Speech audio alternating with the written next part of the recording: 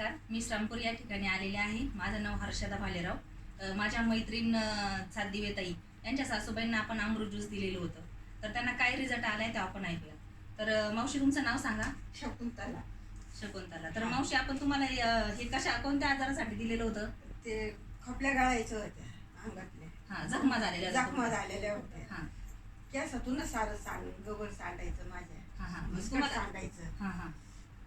तर आणखी काय काय त्रास होत होता तुम्हाला? तर मग हे काय चट्टी उठून म्हटले होते ना माझे. मग आता ते बरे झाले? आता ते बरे झाले या अमृत ज्यूसनं. आता कसं वाटतंय तुम्हाला? आता बरं वाटत मला. म्हणजे तुम्हाला 100% रिझल्ट फरक पडला मला. तर आता तुम्ही काय सांगशाल लोकांना? आता मी सांगेन ना लोकांना का या अमृत ज्यूसनं मला इतका फरक पडला. मला उठवत नव्हतं, बसवत नव्हतं, चालता नव्हतं येत मला.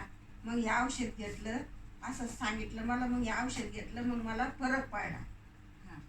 तर मग आता लोकांनी घ्यायचं की औषध? घ्यायचं ना.